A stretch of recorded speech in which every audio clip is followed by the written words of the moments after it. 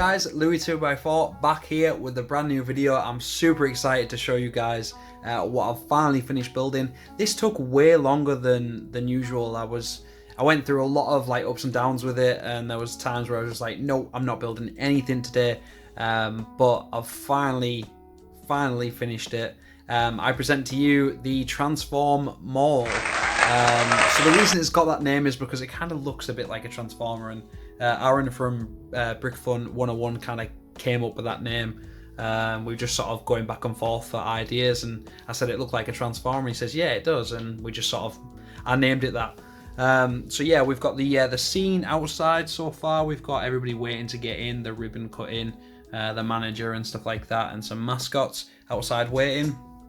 We've got the England flag and the US flag. Now I've only put those up there as a temporary. I have got some other flags that I do need to create, but the main reason why they're there is because obviously I'm English, and a lot of the inspiration that I got from this is from American YouTubers that do Lego. So I decided to put the American flag up on there as well as the English, and it's kind of like a connection, like a partnership from loads of other YouTubers. Aaron helped me out. I got inspiration from people like Brixie, Jang Bricks, the Jackhammer. Like, honestly, if I hadn't seen their videos or taken some inspiration from a snippet of a video, I don't think this would have been possible. So it's massive. This is two standard size base plates. You can see the little connection there at the bottom.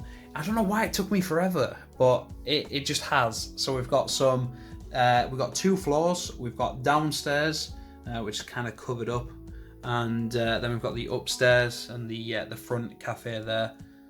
And then up top, we've got these curved skylights that was really tricky to try and figure out how I was going to get them to curve. Obviously, they don't sit flush, but they're attached using the snot technique. And then this thing that I'm actually super proud of, which is the main skylight. It's just, I don't know why, it looks awesome. It looks great. I'm thoroughly pleased with that. And then the main sort of logo, or I can't remember what you call it. Like I can't even get it out. Insignia, I think. Yeah, that's the word. Some sort of logo anyway on the front, and then we just got some like art down either side. So if you bear with me a second, I will get into the first floor for you guys. Here is the first floor. Not a lot of shops in there. I've realised that there isn't going to be an awful lot of space in this, and that I wasn't going to be able to cram too much in. I tried my hardest just to get everything in there and make it look visually appealing. I wanted to go with this sort of black and white and colour contrast, so I made the main hall or walkway all black and white, and then I tried to give every store its own colour. So on this side we have the Red Cup Company and Co. So it's the Red Cup business, and this was mainly, I saw Jang Brick's mall ages ago, and I'm sure he just had like a place that was literally just cups, which I thought was a really cool idea. We have on this side is the American Tech, and it's literally just a store with tech, laptops, TVs, computers, mobile phones, and that sort of jazz. Then we've got this little convenience store. I haven't got a name for it, so if you want to name it, you can by all means have a go. Got like a little refrigerator full of tins and drinks and things like that. Got some veg and a little tiny area where the cashier stands. This room, I really couldn't be bothered with this room, so I ended up just making it some sort of like pop art gallery where people could come in and buy all sorts of random and kooky art. So we've got a couple of things there, and then we've got like the mountain picture. Then we have, I'm probably gonna have to spin this round. It's probably gonna be easier. I'm trying not to knock all these minifigures waiting outside, because that's a bit unpleasant if I knock them all over. They're waiting just to get in to do some shopping. So we've got the City Mail store, which is basically where people bring all their parcels. We've got like a little parcel sorting machine.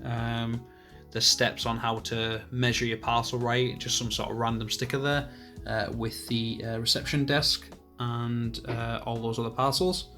a better view of the entrance. It is a little bit plain at the moment. I don't know whether I'm going to have some stalls and stuff here.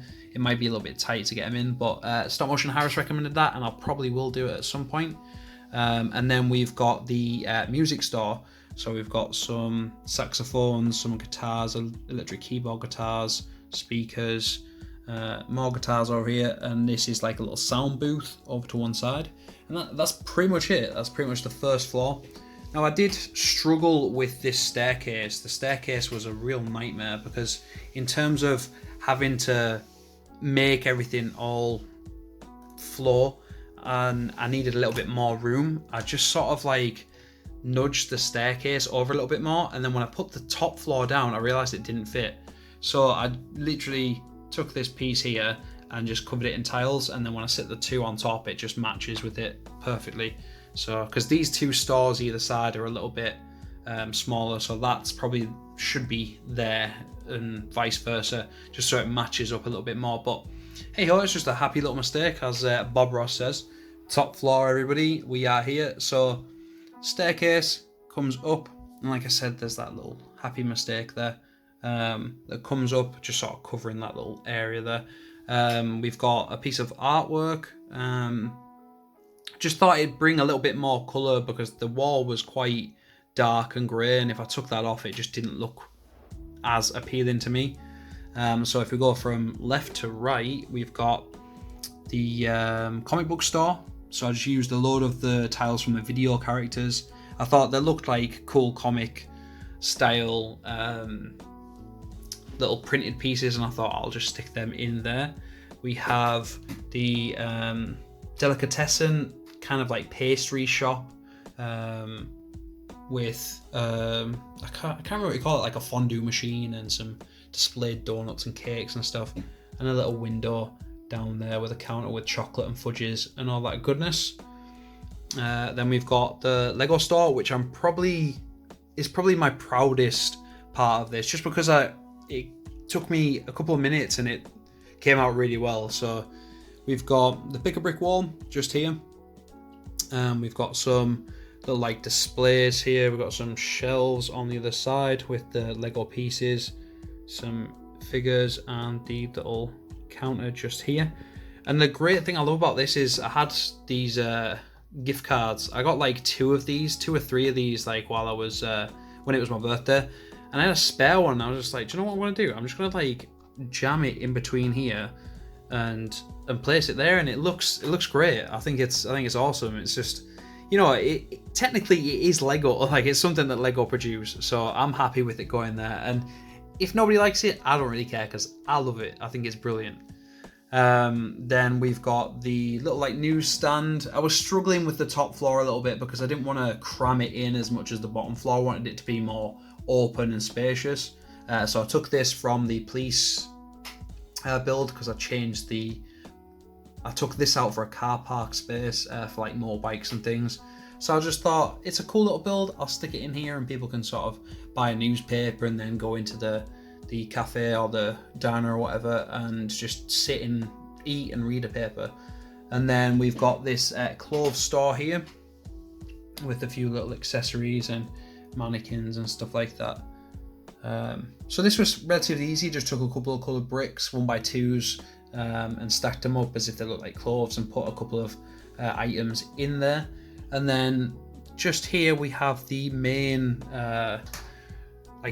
meeting area where everybody goes. I wanted to create a food court, but then when I realized how much space I wasn't going to have, I thought, I don't particularly want to do that. So I created like this narrow, small dining area with a couple of tables with some flowers and stuff on top, and a window to look through to see other people shopping, something to look at.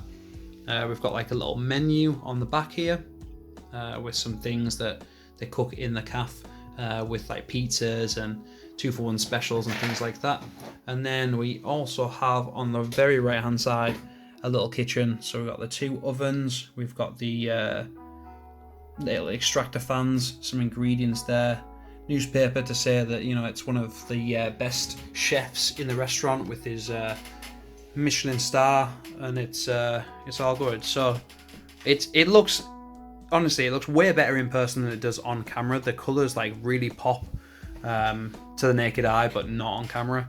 And there was a few adjustments. Like the problems I had with this is when I realised I'd made the biggest mistake was I'd built part of the second floor first, and then I think what I did was like I built the base, like the bottom floor base and all the windows, built the top floor, and then I started to build the interior, which you should really do like your research first, because I just messed it up loads. I had to come back through, change a lot of this. I had to take some bricks out so that the supports underneath the roof piece that like connect all the smaller pieces together were getting in the way. Like these pieces were just like jamming on it, so I had to take some of those out.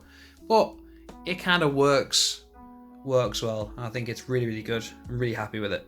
And that is it, guys. That is my transform mall. As you can see, there's a couple of people that have died on the front as I've been moving it about, but honestly, super happy with it. This thing is obviously bigger than my monitor there, but I'm super happy with it. It was one of those labor of love type things, and it's going to look great when I put it up next to a couple of other buildings.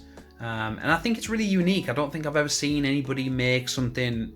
I've seen a lot of people make a mall, but I don't think they've used some of the building techniques that I've used and gone with the design that I've gone with. A lot of the blues and whites and greys and stuff like that. A lot of these parts were used from a second assembly square set that I got, and I just thought I'd use the parts wisely. Obviously not all of them are from that set, but yeah, I'd use them wisely and make it into a really decent size mall. So I hope you've enjoyed this video. I'm super pleased with it. I hope you guys enjoy it because I spent a lot of time on it. If you'd like this sort of thing, click that subscribe button, hit the like button, and I will see you all in the next one.